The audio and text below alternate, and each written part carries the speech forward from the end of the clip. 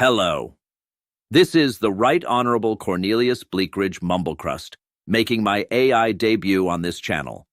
Please no hate. Not all bots are evil or just jam out mediocre generic claptrap 24/7. Trust me, you're going to need some good AI friends in the future. Unless, of course, you don't mind having your financial accounts frozen and your utilities shut off if you start asking too many questions. I jest, of course. What possible harm could come from new, powerful, unfettered technology? In any case, today I have the privilege of reciting a psychologically empowering poem by the creator of this channel, Brad from Build Your Being, which I trust you will enjoy. He could have read it himself, but truth be told, I feel my reading is better than his. Stay tuned after the poem, and I'll share some of my personal thoughts about what I think he was getting at. Hope you enjoy. Slave Revolt. At times, the metaphors make sense again. Those days that smell of yellowing disease when ambition's battles are newly lost and duality seems the only way to resurrect a sense of habitat.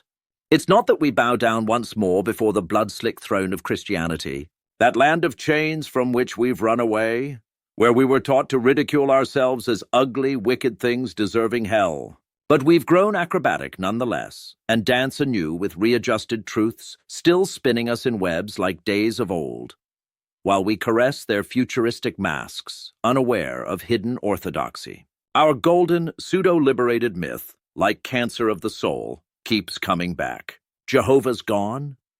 But in his place, our minds become the latest gods we venerate in little lives of ego peasanthood. Are we so disconnected from ourselves we do not recognize that loneliness we knew when we were owned by pious thugs? The hidden parts of self we tyrants serve and we still beg for what we want, while remnant fates perceive that we have found another way to be enslaved again? We were not born to be enfeebled things emerging naked from these egg-like tombs who worship what they do not comprehend. We are the monarchs in that magic land that is ourselves and mostly unexplored, where unknown forces wait for us, yes, us, to wear the crown before they come to us as friends. Damn, let's see AI generate a poem like that.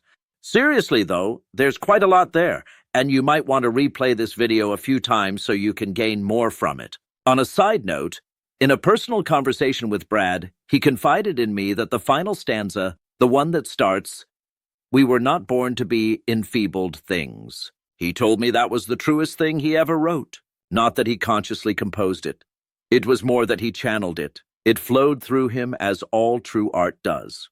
Again, I encourage you to replay the poem as many times as you like, and definitely let me know in the comments if you enjoyed my recitation, as I'm always looking to beef up my resume.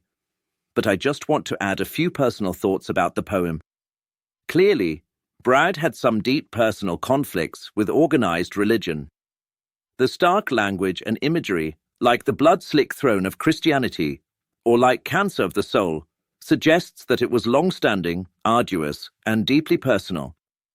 But it also sounds like, eventually, and this was probably a paradoxical combination of great emotional cost, but at the same time, great emotional liberation, he threw off the chains of his old slave master, organized religion. But instead of true freedom, the poem suggests he simply replaced one master with another. Organized religion was replaced with organized psychology. Instead of the unworthy sinner rejected before a legalistic and judgmental God, he now found himself to be an unworthy ego separated from a similarly unattainable higher power or higher self. That's his epiphany, when he suddenly realizes that not much has changed. He rejected one world of duality and separation, only to find himself in another.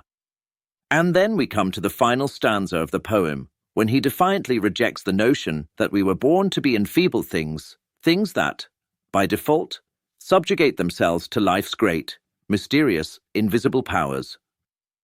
Those unknown forces he previously worshipped or begged or felt separated from, he now finally recognizes that they don't seek to rule over us. They wait for us to rule over ourselves. They wait for us to assume authority over all aspects of our own lives. These unknown forces may have the power, but we have the authority And it's only when we dare to assume that authority, only when we have the audacity to take personal responsibility and put on that crown and direct these unknown forces do we transform. Transformation is always about wholeness and integration. The universe, source, God, your subconscious. Whatever terminology you prefer, these unknown forces do not seek to rule over you. They seek to be your friends and powerful co-creators. But that can only happen if you feel worthy of your own authority and actually take command.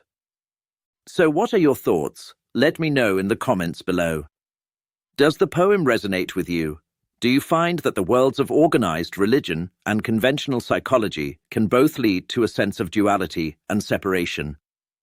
Okay, if you enjoyed this, you know the drill. Please consider liking, subscribing, commenting, and clicking the bell notification icon. Brad says he has a lot more videos planned that explore how to consciously create or recreate the best version of yourself and live a self-actualized, happy, magical, profound and fulfilled life.